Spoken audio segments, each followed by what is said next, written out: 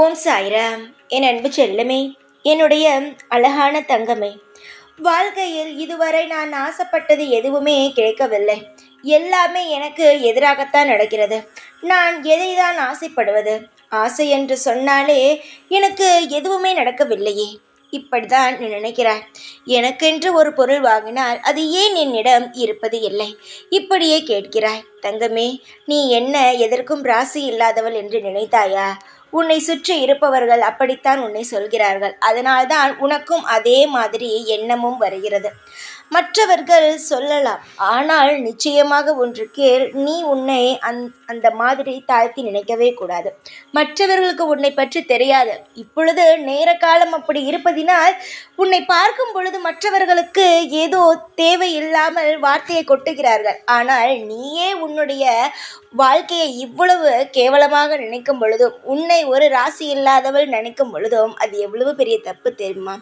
எவ்வளவு பெரிய தவறு தெரியுமா? என்னுடைய தங்கத்திற்கு எதுவுமே நல்லபடியாக கிடைக்க வேண்டும் என்று ஆசைப்பட்டு ஒவ்வொரு விஷயமாக நான் பார்த்து தான் செய்கிறேன். சில சமயங்கள் சில கர்ம வினையால் அது தட்டி போகிறது. நீ உனக்கென்று ஒன்று செய்தால் அது நிலைக்கவில்லை என்று நினைக்கிறாய். நிச்சயமாக நான் ஒன்று சொல்கிறேன், உனக்காக நீ செய்வது நிலைக்கவில்லை என்று நினைக்கிறாய். ஆனால் பார், இன்னும் சிறிது நாட்களில் உனக்காக நீ செய்வது கண்டிப்பாக உன்னை நிலைத்து நிற்க வைக்கும்.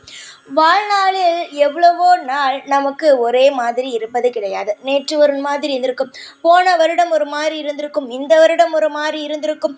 இது மாதிரி மாறி மாறித்தான் இருக்கும். எல்லா நாளும் ஒரே மாதிரி இல்லை, எல்லா வருஷங்களும் ஒரே மாதிரி இல்லை.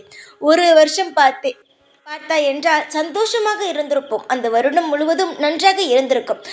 சில வருடங்கள் அதுவே கஷ்டமாக இருந்திருக்கும். ஏண்டா இந்த வருடம் பிறந்தது என்று கூட உன் மனம் சொல்லியிருக்கும். அதெல்லாம் நினைக்கக்கூடாது. எல்லாவற்றையும் கடந்துதான் போக வேண்டும். ஏற்ற இறக்கங்கள் வாழ்க்கையில் இருக்கும். அது இப்பொழுது.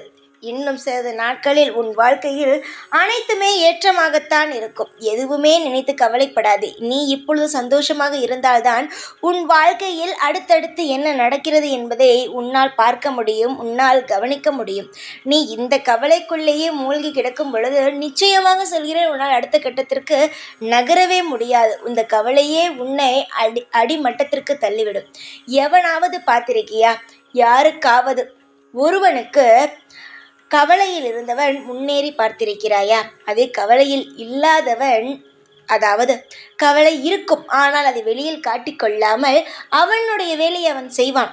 அவன் நிச்சயமாக ஒரு நாள் முன்னுக்கு வந்து விடுவான். அதே கவலைக்குள்ளேயே இருந்து கொண்டே இருப்பவன், அதை நினைத்து நினைத்து வாடுபவன் வாழ்க்கையில் அடுத்த கட்டத்திற்கு நகரவே மாட்டான். இதுதான் உண்மை. நீ இப்பொழுது கவலையுடன் இருக்கிறாய். மற்றவர்கள் என்னை ராசி இல்லை என்று சொல்கிறார்கள். நான் எனக்காக செய்வது ராசி இல்லை, எனக்காக நான் செய்து கொண்டு இருப்பது எனக்கு நிலையாக இல்லை. இப்படியே ஏதோ ஒரு குறைகளை உன் மீது நீயே போட்டுக்கொண்டே இருக்கிறாய். என்னுடைய தங்கமே, 1000 பேர் 1000 வார்த்தையால் உன் மனதை காயப்படுத்தினாலும் உனக்கென்ன தெரியுமா தோன்ற வேண்டும்?